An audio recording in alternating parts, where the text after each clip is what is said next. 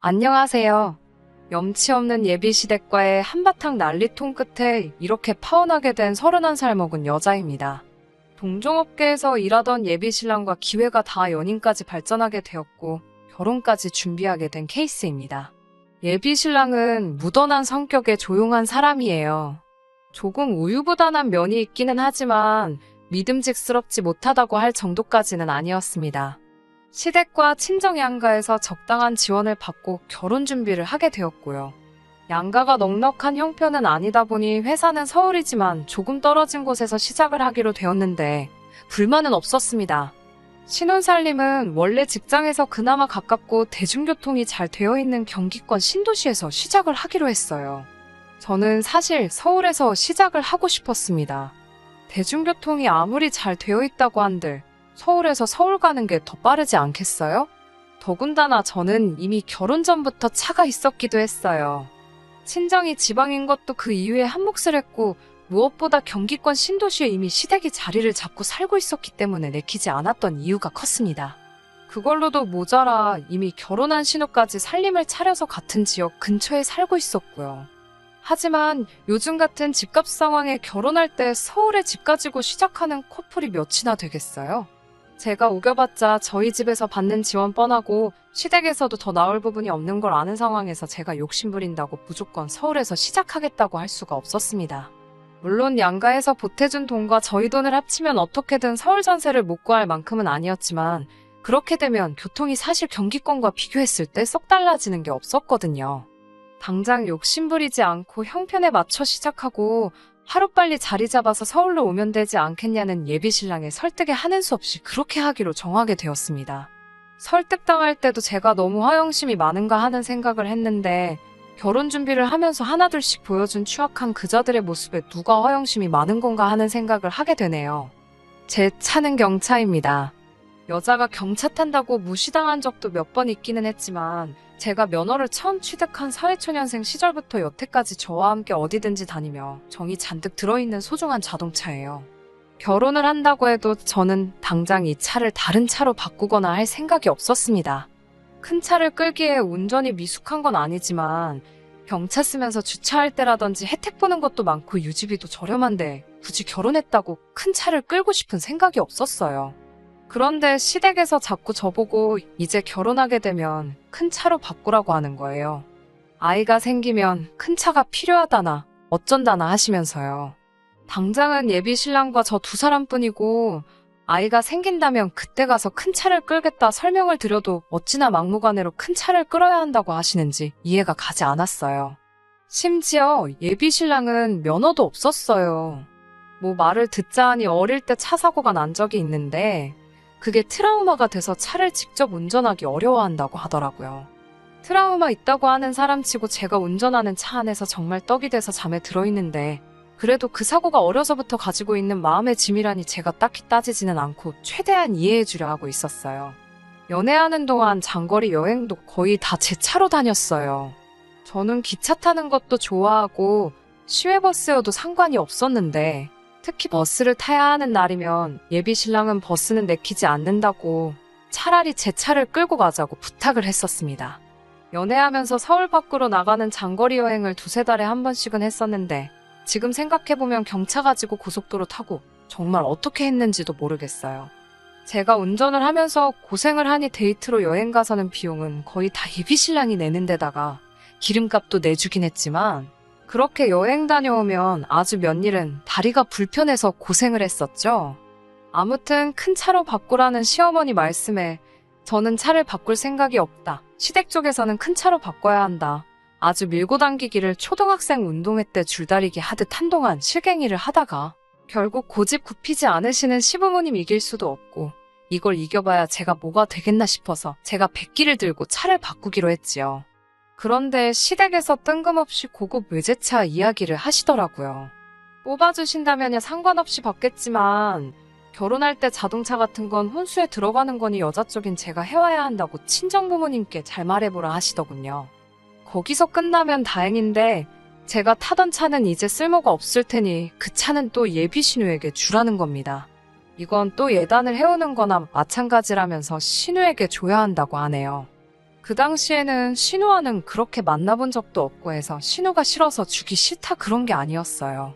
그냥 주기 싫었습니다. 말한 대로 내가 평생을 타온 자동차이기도 했고 그만큼 정도 많이 붙었으니까요.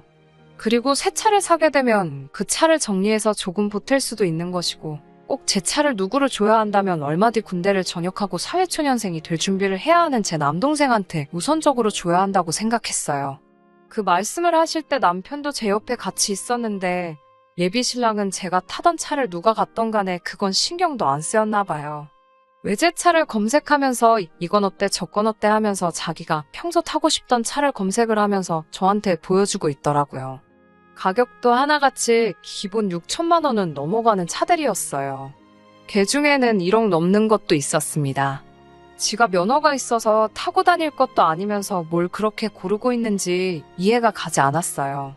트라우마 때문에 차를 무서워한다더니 외제차 종류는 막상 운전하고 다니는 저보다 훨씬 더 잘 알고 있더군요. 아니, 애초에 그 정도 금액대에 차를 지원받을 바에 집값으로 더 지원을 받게 된다면 서울에 집 사는 것도 무리가 아니고 어차피 운전을 무서워서 못하는 예비신랑이 출퇴근하기 더 간편해지는 것 아닌가요?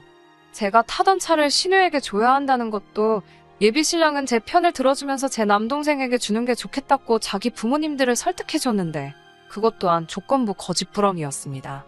친정부모님과 상의하고 또 상의한 결과 저희 형편의 외제차를 끌어야 할 이유도 없고 돈 아끼려고 경기권 신도시에서 시작하는 건데 비싼 유지비 내면서 돈을 이중삼중으로 낭비할 필요가 없다는 계산이 섰어요.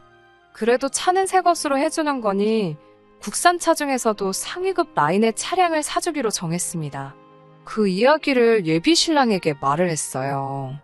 예비신랑은 외제차가 아니란 사실에 인상을 잔뜩 찌푸리면서 그건 말도 안 된다고 하더라고요. 외제차를 안 살 거면 제가 타던 차는 자기 누나에게 주는 게 맞다고 하더라고요. 예비신랑의 논리는 고급 외제차를 사는데 드는 비용이 있으니 그 부분을 감안해서 제 동생에게 줘도 된다고 말한 부분이고 굳이 친정에서 그렇게 돈을 아끼겠다면 지네들도 받아야 할 건 받아야겠다는 입장이더라고요. 웃기지도 않더라고요. 받아야 할 건 받겠다는 말이 참. 애초에 양가지와 비슷하게 받아 새 출발하는 건데 거기에 자동차를 얻고 나서 제 차까지 신우를 줘야 되면 신혼집 구하는데 지원해주시는 돈만큼 친정에서 더 해가는 건데 말이에요. 말씀드린 대로 저희가 더 쓰게 되는 돈만큼 시가에서 보태주면 저희 정말 대출 조금만 더 받아서 서울 안에 회사 근처에 아파트 구해서 시작할 수 있었고요. 저도 양보하지 않고 차는 친정부모님이 알아보신 국산차로 해야겠다 못을 박았습니다. 그날 저녁에 예비 시어머니에게서 전화가 오더라고요. 왜 자기들이 외제차를 콕 집어서 말해줬는데 국산차로 했냐면서요. 저희 형편에 아무리 생각해봐도 외제차는 사치인 것 같다고 설명을 드리니 그게 어디가 사치냐고 쏘아붙이시더군요. 저희가 신혼살림 차릴 경기권 신도시에 신혼부부가 얼마나 많은지 아냐면서 본인이 장 같은 걸 보러 다니거나 주변에 다니다 보면 전부 다 외제차를 끌고 다니는 건 자기 같은 나이 먹은 사람들이 아니고 전부 다 신혼부부들이라고 하시더라고요. 그 와중에 우리도 결혼하면 신혼부부인데 내 아들이 국산차를 끌고 다니면 얼마나 기가 죽겠냐고 자기들도 다 그런 걸 봐오면서 생각이 있으니까 외제차를 구하라고 한 거 아니겠냐고 말하셨어요.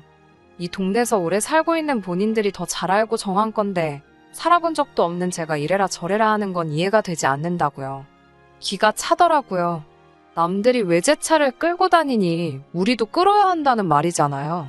100번 양보한다고 하더라도 운전면허도 없는 예비신랑이 끌고 다닐 차도 아니고 제가 끌고 다닐 차인데 거기서 왜 뜬금없이 자기 아들 체면을 걱정하는지 이해가 가지 않았습니다. 동네에 자기 아들이 외제차 타는 걸 알리기 위해 제가 운전기사 노릇을 해주라는 뜻이었을까요? 이어지는 설명이 더 어이가 없더라고요. 신혼살림을 근처에 차리면 저희가 시부모님 모시고 외식도 자주 하고 할 텐데 자기들도 외제차 얻어 타고 다니면서 대접받고 싶지 뻔하고 흔한 국산차 타고 다니면 이 동네에서 누가 우릴 대접해주겠냐는 말도 안 되는 소리를 하더라고요. 이미 차를 바꿔라 못 바꾸겠다 하면서 한참 싸웠던 과거가 있어서 그런가 더 이상 저도 참아봤자라는 생각이 들더라고요. 그래서 전화로 예비 시어머니한테 소리를 빽 질렀어요. 그러니까 지금 외제차를 고집하는 이유가 남한테 보이기 부끄러워서 그런 거고 남한테 보이기 부끄러운 이유는 신혼살림 차리면 제가 예비신랑도 모자라서 당신들 운전기사 노릇까지 해야 한다고 하는 소리냐고요. 제가 그렇게까지 해서 이 결혼을 꼭 해야만 하는 이유가 있겠냐고 물으니 자기가 생각해도 틀린 말이 하나 없는지 아무 말도 못 하더라고요. 서울에다가 아파트 한 채 해주는 것도 아니고 당장 제 돈부터 친정에서 지원받은 돈까지 다 꼬라박아야 겨우 경기권에 아파트 간내만 해야 하는 와중에 누가 미쳤다고 돈을 더 보태서 차까지 해오냐고 고마운 줄 알아야지 어디서 외제차 타령을 하고 있냐고 했지요. 예비 시어머니는 그렇게 잘나셔가지고 같은 동네 끼고 사는 신우한테 혼수로 외제차 한 대를 못 해줘서 예비 며느리가 타던 경차를 예단으로 주라 마라 하고 있냐고. 그거 완전 거지 중에서도 산거지 아니겠냐고 거지 근성 가득한 사람들과 한 식구 되고 싶지 않다고 한마디 했어요. 제 말에 아무 말도 잊지 못하고 당하기만 하던 예비 시어머니. 결국 제 말투를 꼬투리 잡으며 싸가지 없다고 말을 하시더라고요. 시부모 될 사람한테 말투가 그게 뭐냐고요. 그래서 시부모님 될 일 없다고 이 결혼 안 할 거라고 하고 전화 끊어버렸습니다. 나중에 예비 신랑한테 전화와서 사과한다고 하는 말이 외제차가 아니어도 괜찮다고. 자기도 사실 외제차는 너무 부담스러운 것 같았고 제가 골라온 차만 해도 충분히 고급이라서 굳이 외제차가 아니어도 전혀 꿀리지 않을 것 같다는 소리를 하더라고요. 뭘 기대했던 건지 그딴 소리를 들으니 실망감이 더 커서 제발 그 집 구석에서 앞으로 나한테 어떤 일로도 연락 한번 오지 않았으면 좋겠다고 했어요. 그런데 예비 신우 될 사람한테 연락이 와서 아주 화룡점정을 찍어버리더라고요. 상황이 이렇게 되었으니 제가 타던 경차를 못 받게 되는 건 알고 있다면서 자기한테 팔면 안 되겠냐고 하더라고요. 제시한 금액은 제 차 중고차 시세의 반도 안 되는 말도 안 되는 헐값이었습니다. 진짜 소름이 돋더라고요. 정말 저런 집구석에 시집을 갈 뻔했다는 사실에요. 파혼하게 된 사실에 안도감이 느껴졌고 정말 결혼 이야기가 오고 가는 와중에 본 모습을 숨기던 예비신랑도 그 가족들도 참 대단하다는 생각이 들었습니다. 제발 좀 제 인생에서 사라져달라고 신우한테도 부탁하고 예비신랑한테도 몇 번이나 제발 니 포함한 니네 가족들과 얽히지 좀 않게 해달라 사정을 했어요. 동종업계에 다니다 보니 예비신랑과 오래전부터 일하던 사람을 알게 돼서 파혼 후 한참 지나서야 알게 된 사실인데 정말 그 이야기를 들었을 땐 온몸에 소름이 다 돋더라고요. 저의 남편이 될 뻔했던 그놈 사실 교통사고를 당해 트라우마가 있었다던가 하는 건 다 뻥이었습니다. 면허가 없는 게 아니었고 음주운전 이외 적발로 면허 정지를 당한 상황이었던 거죠. 그러니까 저와 결혼하면서 저를 운전기사처럼 부려먹고 외제차까지 제 돈 주고 사오게 만들려던 계획이었던 거예요. 정말 신이 도운 게 아닐까요? 제가 전혀 눈치 못 챌 만큼 트라우마가 있는 완벽한 남자친구 연기를 했으니까요. 자동차로 욕심을 조금만 부리지 않았더라도 저는 지금쯤 그 집에서 며느리 생활을 하고 있었을 거예요. 외제차건이 아니었다면 정말 그 집구석이 어떤 사람인지 제 남편 될 예비신랑이 어떤 사람이었는지 알 방법이 전혀 없었던 거였어요. 그 연기력을 생각하니 이 글을 적으면서도 다시 온몸에 소름이 돋아버릴 정도네요. 지금은 새로운 사람을 만나 좋은 만남을 가지고 있습니다. 저도 저대로 당했던 게 있어서 좀 더 조심하게 되네요. 아무리 홍기가 늦어버린 나이라고 할지라도 이번 만남만큼은 좀 더 신중하게 준비해야겠습니다. 제가 준비한 사연은 여기까지이고 끝까지 들어주셔서 감사합니다. 끝까지 들어주셔서 감사합니다. 오늘의 사연은 여기까지입니다. 구독과 좋아요, 알람 설정 부탁드리고 더 좋은 사연으로 다시 찾아뵙겠습니다. 감사합니다.